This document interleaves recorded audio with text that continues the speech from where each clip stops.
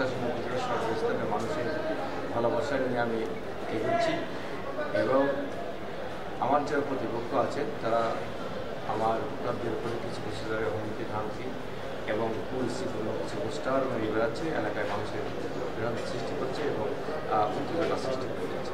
তাই আমি জেলার বিভিন্ন কর্মকর্তার মহোদয়ের নিকট আমি আজকে অভিযোগ দিয়ে আসছি।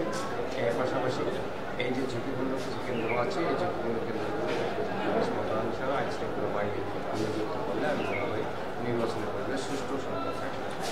পাশাপাশি আমার আশাসন উপজেলাবাসী সর্বস্তরের মানুষের ভালোবাসা নিয়ে আমি এগোচ্ছি এবং উন্নয়নের ধারা অব্যাহত রাখবো।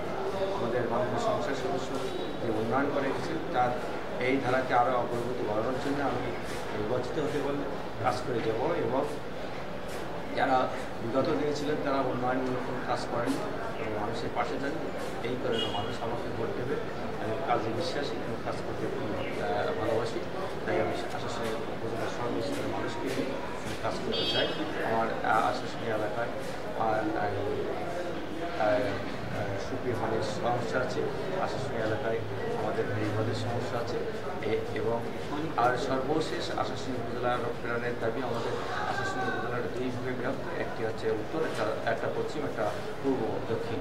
এবং আমরা দক্ষিণ প্রান্তে যে মানুষগুলো বসবাস করে 7টা ইউনিয়ন, এই 7টা ইউনিয়নের প্রাণের দাবি হচ্ছে মানিকখালী টোল ফ্রি করা।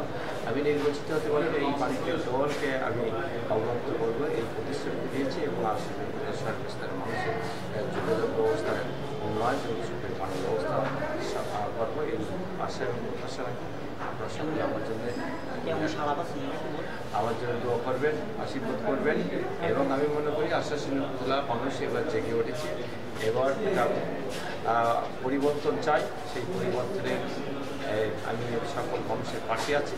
আমি মনে করি আশাসনী 70 থেকে 80% মানুষ আমাকে আমার প্রাপতিকে ভোট দিয়ে নির্বাচিত করবেন, এই আশা এবং প্রত্যাশা।